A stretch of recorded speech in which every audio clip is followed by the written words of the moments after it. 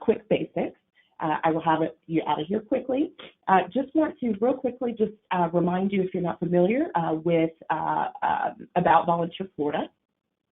We are the governor's lead agency for volunteerism and national service. If you've heard of AmeriCorps, we administer large streams of federal funding for that.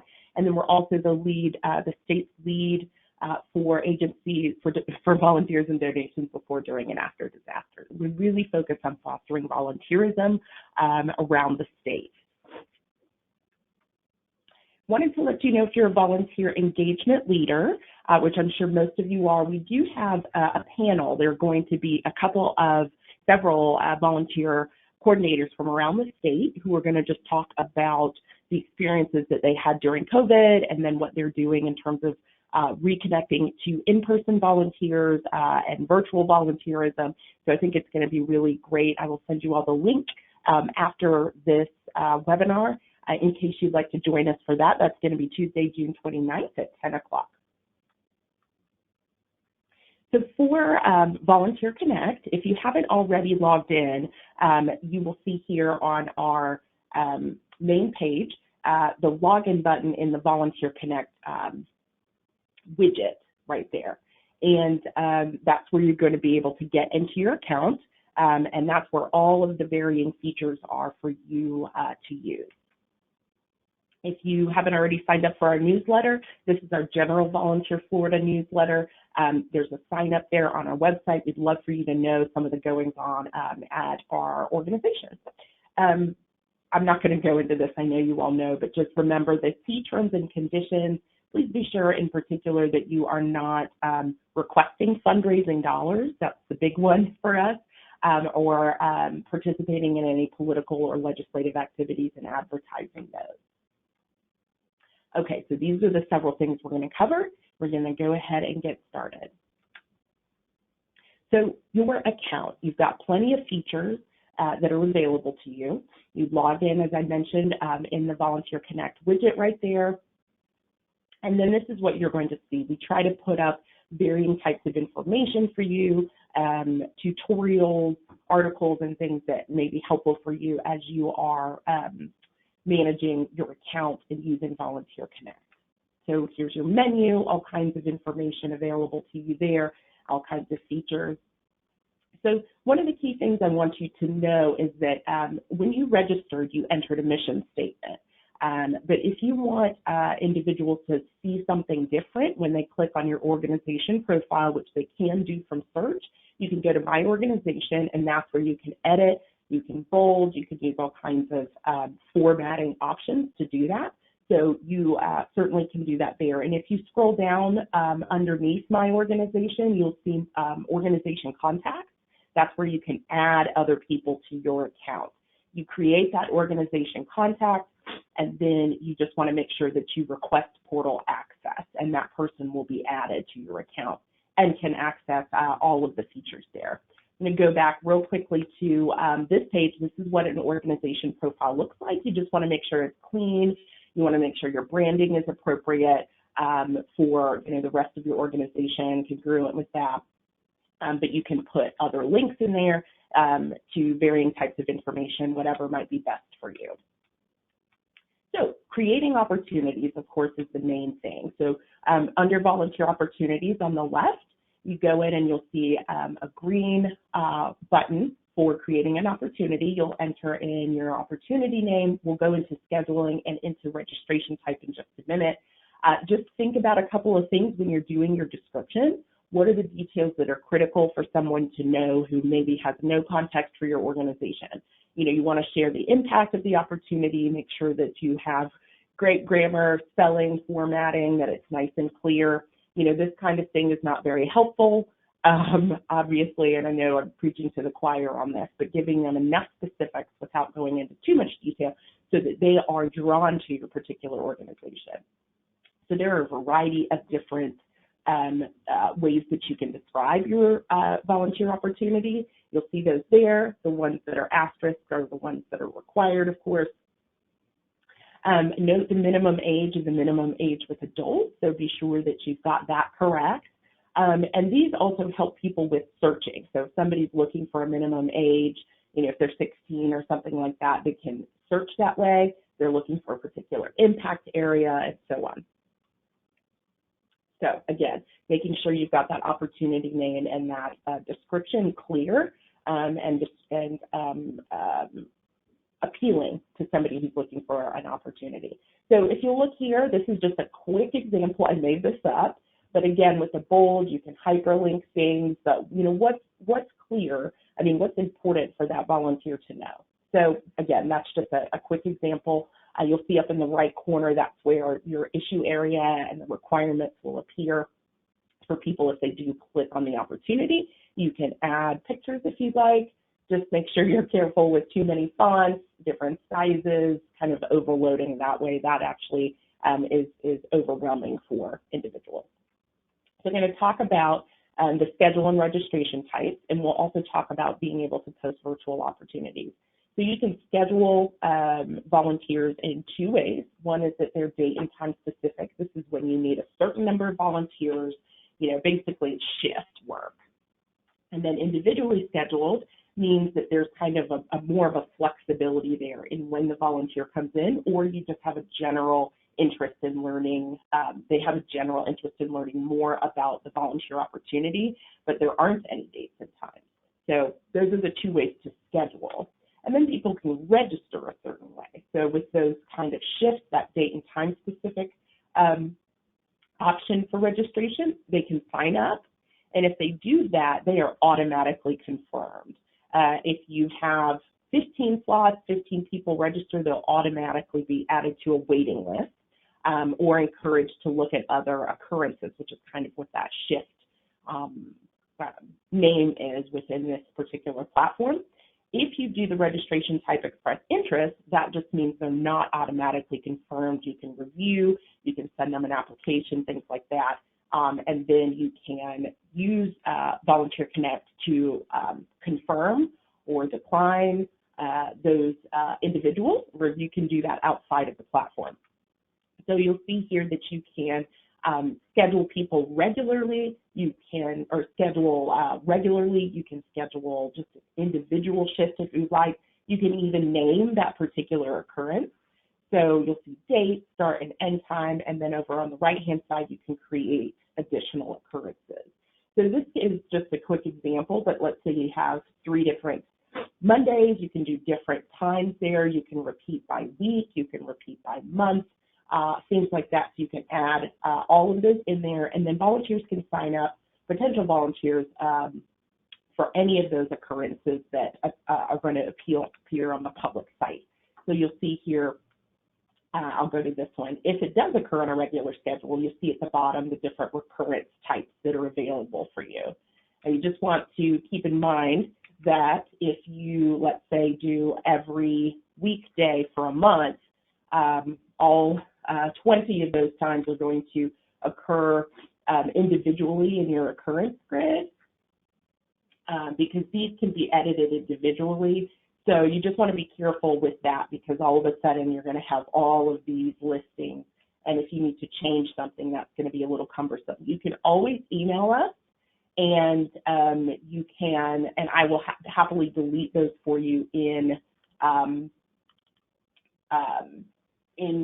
Salesforce, which is what we use on the admin side.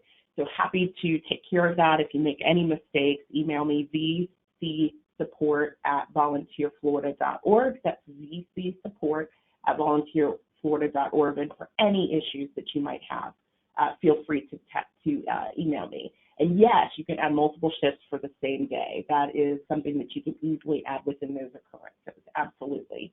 Good question. So this is what it would look like for someone.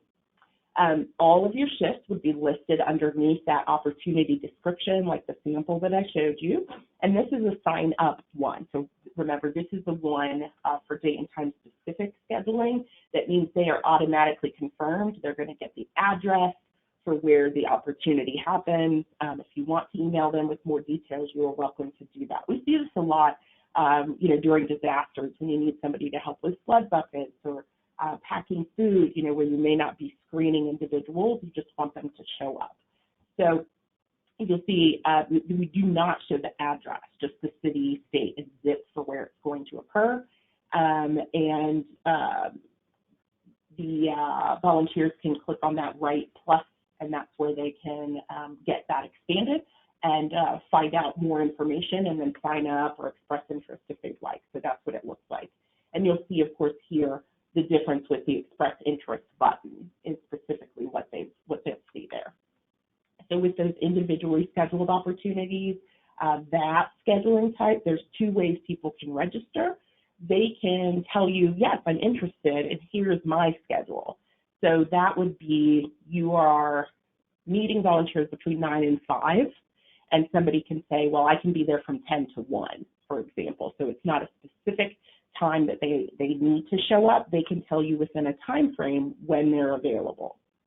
And I'll go into express interest in general in just a moment. So you'll see here the express interest with schedule. There's a need during these particular time periods every Monday from this time to this time, every Monday, every Friday through, this was last couple years ago, November 29th, 2019.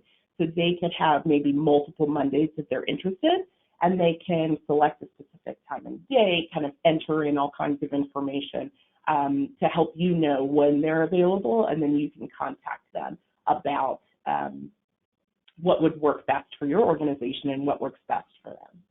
This is the one that I really encourage people if you're wanting something quick and easy for using Volunteer Connect. This is that individually scheduled opportunity where you express interest only. This is when you just share about your organization, that maybe the varying volunteer opportunities you have or a specific opportunity, and somebody says express interest, they get an automated email that just says, great, we'll be in touch. So there's no date or time, just the length of time you want volunteers through. So you could put December 31st, 2021 if you wanted, and then you just leave this opportunity up. You will get an automated email anytime somebody expresses interest, so you know that that person is interested. So this is a great, very easy way for you to put your information out there, not doing shifts or anything, but being able to manage your scheduling and all of that either through Volunteer Connect or kind of outside if you have another way that you organize your volunteers. So strongly encourage you to post an individually scheduled opportunity, express interest only. So on the left-hand side, you'll see you can go back to volunteer opportunities, and this is where all of your opportunities are listed. You can, of course, filter those opportunities. You'll see the headings there, and then the names of each of your opportunities. When you click on one of your opportunities, you'll see here after you've created it that you can edit that opportunity, or you can view the volunteer opportunity on the public site. So this is great because then you can see what it's going to look like. I suggest right-clicking on it and open it in a new page, and that way you can toggle between the two tabs and kind of see if you edit something, what it looks like. You can just refresh it on that other tab. If you have a location, you just want to be sure if you change that location that you also change it in your occurrences or your shifts, because the locations can be changed at that shift level. So that 9 to 1 on a Monday, you can go in specifically to that one if, location changes, but it won't change every single occurrence of that particular opportunity for you. But it's great that you can look at what it looks like on the public site. So real quickly, just want to go into creating a virtual opportunity. You would do things the same way. Certainly for virtual, a lot of it ends up being that individually scheduled schedule type and that express interest registration type where people obviously can just kind of do this whenever they want. So you'll see when you get to the location button, you can click that magnifying glass, and this is whether you have a physical location or not, but you'll see all of your locations that you've already used pop up. And you'll see I wrote, a location name that's kind of general for my virtual opportunities, benefiting the Tallahassee area or the comfort of your own home, something that helps people kind of connect to the fact that it is virtual. You don't want to confuse people necessarily by putting a specific location on there unless they're going to be bringing something to that location. When you want to do that virtual location, if you don't have one already listed, you can add that as the next step. You'll see location type. During the next step, you'll just put in virtual, you'll put in a location name. You can add some special directions if you want to do that. And this is what it looks like. So let's say you wanted people to be making phone calls and you wanted them to, happen during a certain time because that's what's most appropriate for making phone calls, for example. Then you'll see here what it looks like, and that person can sign up or express interest however you wanted them to register based on the schedule types and registration types. And certainly they will receive, they will have indication on the under search, sorry about that, when they actually look at the opportunity, it does say virtual. So they'll certainly know that that's what it is. When you have finished your opportunity and you look at it on the public site, you can hyperlink to that opportunity, copy and paste the URL, put it in your newsletters, you can put it on social, if you have an electronic newsletter, things like that. So that was just a thought for you all. So with management, when you go back into that opportunity under virtual opportunities, you can scroll down and you'll see anybody who has registered. You can do attendance through this or not. You can email all your volunteers. You can sort who your volunteers are, the shifts that they've registered for, if that's applicable. You can email your volunteers. You'll see some merge fields that'll automatically enter in your organization and some other things. You can, of course, delete those. Just make sure you CC yourself so you get a chance to see what the email is as well. But a number of things there under connections when you go back into your opportunity. And then with attendance, you have some people who really want to have confirmation of their hours. If you approve their hours or their shift, it's going to appear in their volunteer account, which is really great. And so they'll be able to print out something that says that the actual organization approved the particular attendance. And you can just change the hours. You don't have to change the shift times if you don't want to, but you can click on the person's name, and then you'll go into the detail for that particular opportunity for that individual, which is really great. I do want to point out contact on the left-hand side first. That's anybody who's ever registered with your organization for an opportunity. You cannot add new contacts in. They have to connect to you through registering for one of your opportunities. But once they're in there, you've got a list there. And down below, you'll see reports. And there are a number of different reports that you can pull, and then you can actually download those as a CSV file, which is basically a spreadsheet. And then you have that information. And I'll point out volunteers and connections, the searchable one down there with the arrow. And with that one, you can see all the volunteers who've ever registered and all of the opportunities that they've registered for. This is a great way for you to just get all the email addresses for a particular opportunity or for anybody who's registered with you before.